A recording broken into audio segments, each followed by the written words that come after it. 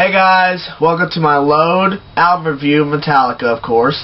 I decided to go back and redo the whole entire album because I felt like when I first reviewed the 3 songs on Load and Reload, that I felt like that was just too little and it needed a full album review. So a lot of people don't like Load and Reload because it's not the original thrash heavy metal Metallica, but it shows a lighter side and it shows what other types of guitar music they can write.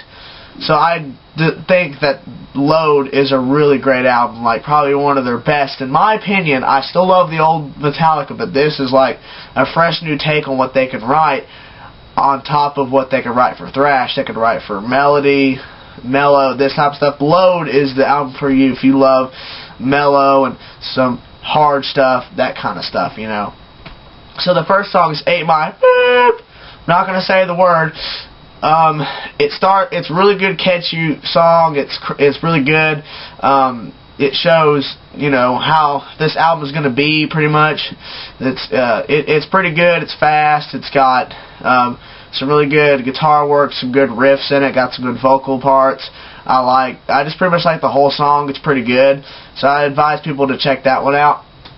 2x4, I felt like 2x4 is kind of, I like to listen to it, but it's kind of like, it feels repetitive. It feels like the song is like a little too long, in my opinion. Like they could have shortened it some, because some parts I feel like it feels like it's repeated too much, or sometimes I think the song's over, it has like another minute or so, and I feel like it should be shorter.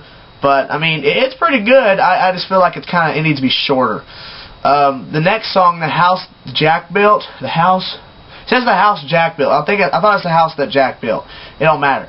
That song it shows the heavier side, because it's got this heavy riff while the verse is going on, and it's got this, like, voice box solo. I think it's called a voice box solo.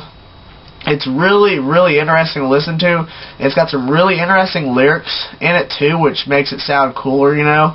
So I really like that a lot.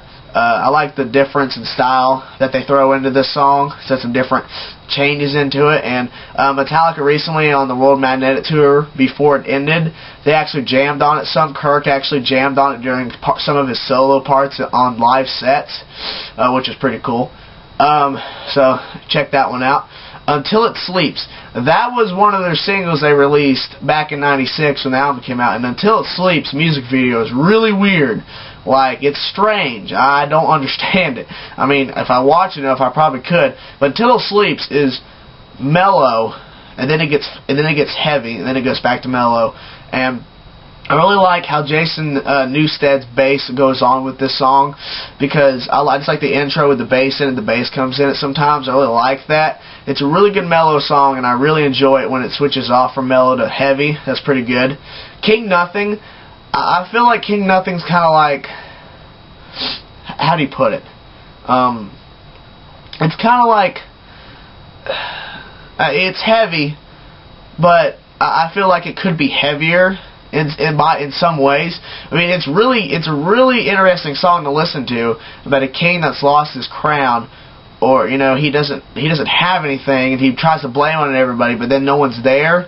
It's really interesting to listen to the lyrics. I advise listening to the lyrics of this song a lot, because it's really interesting how everything he had, then it's all gone, like, that quick. I think that's really interesting that it's like that. But it's a really good song. I wanted to get to this one, Hero of the Day. Now, that song is just, in itself, epic. I think, in my opinion, it's a masterpiece, in my opinion. Hero of the Day is, it's a really good riff, and when it gets to the heavy parts, it's really interesting to listen to, and I feel like the song is just all out just amazing. I mean, it's really great. I mean, it went at the ending, the very ending, when it starts getting that double kick in, double bass from Lars, and that riff's going on in the background, and then James keeps saying, "Mama, they tried to break me." It's like showing that he overpowered all these people that were putting him down. It's a really great song. I advise anyone who has not heard Hero of the Day, you have to go listen to Hero of the Day. And also on the next song, you got to definitely listen to the next one, Bleeding Me. That song is just downright, I think, just top, like probably one of the best songs on the album. Because Bleeding Me shows the true essence of Metallica writing a mellow song. And it does get heavy at some times, especially after when it gets slowed down and then it comes in at a different riff, and it's just like really amazing. But this song proves that Metallica could write an actual mellow song, not like Fade to Black, where it's like mellow for 4 minutes and crazy at the end. I mean, it's all the way through pretty much all mellow. I mean, it's a really great song, and it really, I sing to it a lot because it's a really great song to listen to. I mean, it's just amazing. So, I mean, I advise, you have to go listen to Bleeding Me. If you love mellow stuff, you have to go listen to Bleeding Me. It will blow your mind away. It will. Cure. Now, I like Cure. I like the song. But after a while listening to it, it gets kind of boring. I mean, it's just like everyone's needs the Cure. I mean, I get it. But in my opinion, I mean, I like it, but after listening to it over and over, it feels kind of repetitive. I mean, it's weird. But, you know, I mean, I advise all these songs, but I mean, I'm just giving my opinion. I mean, Cure is just kind of, I mean, you might like it at first, but if it gets boring, you'll understand your own reason why. But in my reason, I just feel like it's just kind of not needed. But, I mean, I guess they liked it enough to put it on. But, I mean, they never played it live, so I don't know. Poor Twisted Me. Now, this song is really great because it shows James Hetfield's high voice. He hits this high note during the chorus, which is really great. It's really awesome. And the song is just, it's kind of like, it's got this groove like a wave going through, you know. It's crazy. I like it. Let's see. I'm trying to think.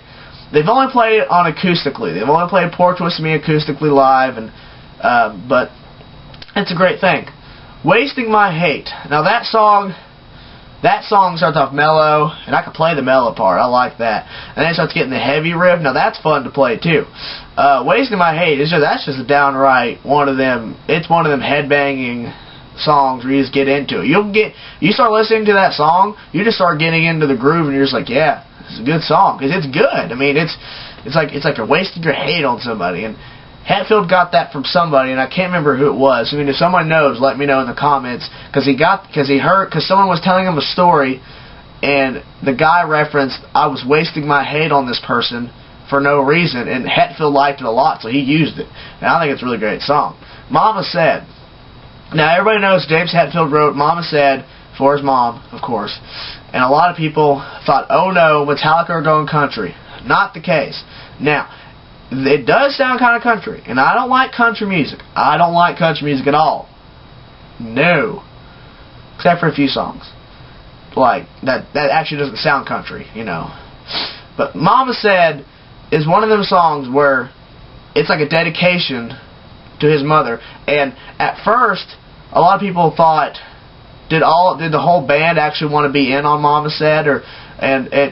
The whole band must have liked it enough to put it on the album. I mean, it's only been performed 3 times, twice in the same week in '96 sometime, on 2 different talk shows that James did. And then in 2004 at a CMT Awards show or something, he did it with some woman. I don't know her name. I'm totally blank on that.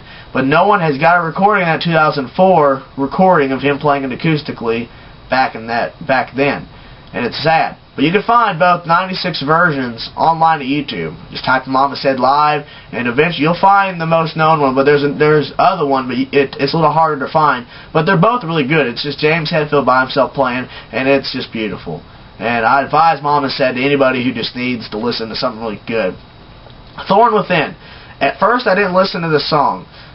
Because, I don't know, I just skipped over it. Like, cause I got the album a few weeks ago, and then after listening to it, I mean, I heard all the songs on it before I got the album, but I decided I really wanted the album so I could listen to it wherever I go, instead of just sitting at home playing Xbox or on the computer. I wanted to listen to it while I was driving.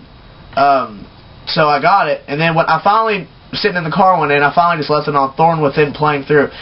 and I love it. Oh my gosh, it changed my whole mind on that song. I was thinking, nah, it's okay, because I heard the very beginning and I just like, eh. But when it gets to the verses, it gets this mellow part, and then at the ending, it got this cool thing where it's like, I am the thorn within. Sorry if my voice is kind of and that sounded kind of sorry, because I'm sick. But Thorn Within is a great song. I really enjoy the whole song. I mean, it really gets me going. They got the cool solo in it. It's really awesome. I recommend that one, of course. Ronnie. Now, this song is interesting. There's a lot of people are like, was Ronnie based on Columbine shootings? And Columbine was in 99, and this happened in 96. A lot of people assumed that this was based on the Columbine shooting, and it wasn't. I'm not sure what it was based on exactly, but it's interesting to listen to how a guy just goes through life in this hatred, and then he just loses his mind at the end of it. I mean, it's a really interesting song. It's got like I call it another country riff, because the way it starts off, the way the song starts off, it reminds me of a lot of country songs. I don't know why, but I like listening to it. It's really great. It's really groovy. I'll tell you that. It's groovy in a weird way. The Outlaw Torn. Now the Outlaw Torn got cut off in a minute too late. It was going to be 10 minutes and 48 seconds. They had to cut it off after 9. That's okay, whatever. That's fine. But the Outlaw Torn is a very, like another masterpiece, like Hero of the Day and Bleeding Me. It's a great song. It's really heavy. And it's really mellow. And I think the best part of the whole song is at the ending of it, when the last 2 minutes or 3 minutes, however long it is, because I can never figure out why. Because when I start hearing it, I don't start counting how long it is. I just listen to it. James Hetfield doing that solo thing in the back, like the little melody thing in the back, while Kirk is playing riffs while they're playing at the ending, where it's just like where the way James Hetfield ends it, like it's like a jamming. They call it a jamming thing. I think that is the best ending they could ever have on the album, is the Outlaw Torn, because that song is just killer. And I really wish that if Metallica does another album like this, and a lot of people don't want that, but I kind of do, if they have another album like this, I would hope that they would write the Outlaw Torn 2. I got confused there. Sorry. But if they wrote an Outlaw Torn 2 like this and end it with like end it with the album that they come out with, I would enjoy it.